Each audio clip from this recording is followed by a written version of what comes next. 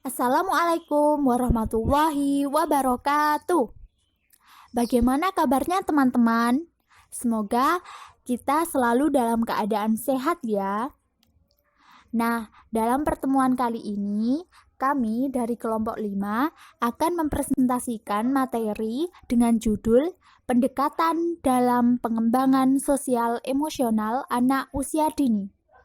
Kami dari kelompok 5 dengan anggota saya sendiri, Bunga Kurnia Juliandra, Fitriah, Mahirotul Latifah, dan Maratul Mu'asomah. Dalam presentasi kali ini, kami akan membahas 4 poin, diantaranya perkembangan sosial emosional anak, aspek-aspek perkembangan sosial emosional anak, pengembangan sosial emosional anak melalui pendekatan terpadu, dan pentingnya mengembangkan sosial emosional anak.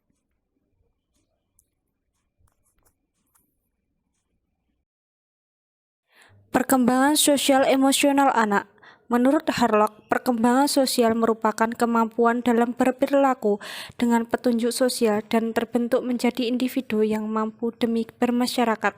Perkembangan sosial diartikan sebagai kemampuan anak dalam berinteraksi dengan teman sebaya, orang dewasa, dan masyarakat luas agar dapat menyesuaikan diri.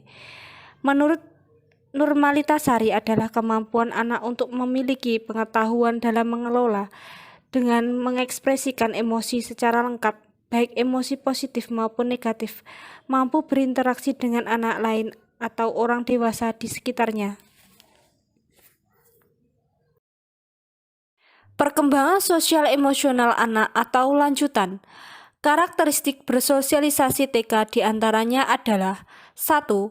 Anak memiliki 1 atau 2 sahabat, tetapi sahabat ini mudah berganti. 2.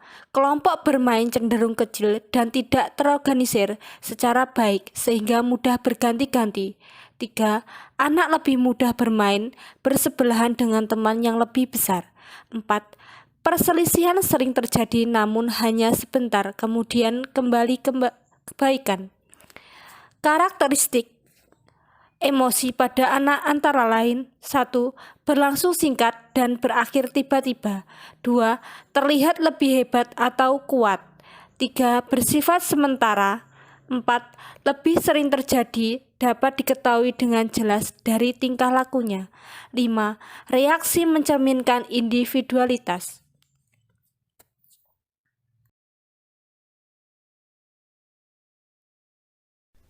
Baik, poin selanjutnya ialah B. Aspek-aspek perkembangan sosial emosional anak.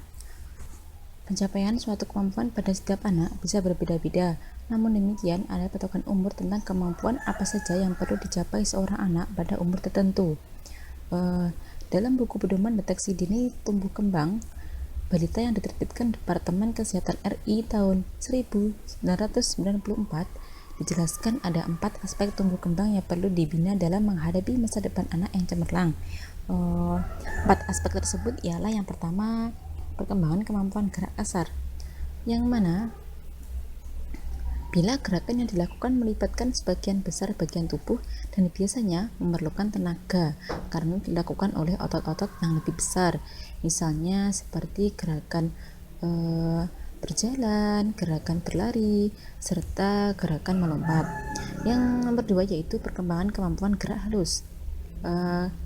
Kemampuan gerak halus ini disebut dengan gerakan halus bila hanya melibatkan bagian-bagian tubuh tertentu saja dan dilakukan oleh otot-otot kecil karena tidak begitu memerlukan tenaga.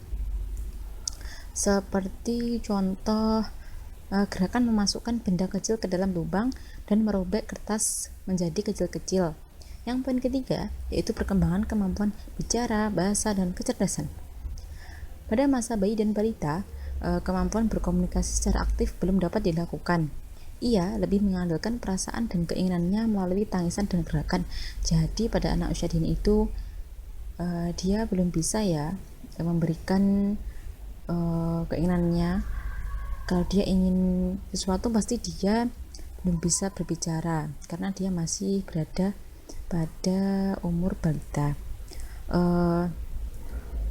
Oleh karena itu, Komunikasi aktif dan komunikasi pasif perlu dikembangkan secara tertahap. Anak perlu dilatih untuk mau dan mampu berkomunikasi, untuk mengungkapkan kalimat-kalimat seperti itu. Jadi perkembangan anak akan mulai berkembang dengan sendirinya. Poin yang keempat yaitu perkembangan kemampuan bergaul dan mandiri. Pada awal kehidupannya, seorang anak pasti akan bergantung kepada orang lain ya, dalam memenuhi kebutuhannya. Maka dari itu orang tua harus melatih perkembangan anak dengan baik, yaitu melatih kemandiriannya, mulai dari menolong kebutuhan anak sehari-hari, seperti kayak dia mau makan, kayak itu anak dilatih mengambil sendiri, terus minum sendiri, seperti itu. Pembahasan selanjutnya yaitu pengembangan sosial emosional anak melalui pendekatan terpadu. Pengembangan sosial emosional anak melalui pendekatan terpadu tersebut diantaranya 1. Pendekatan rutin atau pembiasaan. Ini dilakukan dengan cara penjadwalan secara terus-menerus untuk membentuk kebiasaan anak, khususnya dalam berinteraksi, bersosialisasi, dan bermasyarakat. Yang kedua, pelaksanaan pengembangan sosial emosional melalui kegiatan terprogram. Ini maksudnya kegiatan yang dibuat secara terencana guna mengembangkan sosial emosional anak. Dapat dilakukan dalam jangka waktu pendek maupun panjang. Yang ketiga yaitu pembelajaran spontan. Pembelajaran spontan adalah kegiatan yang dilakukan secara spontan dan pada saat itu juga. Kegiatan ini biasanya dilakukan pada saat guru mengetahui sikap atau tingkah laku anak yang kurang baik. Misalnya, anak yang tidak mau minta maaf pada temannya. Dan yang keempat yaitu pendekatan keteladanan atau role model, yaitu pembelajaran yang ditampilkan melalui contoh-contoh yang baik.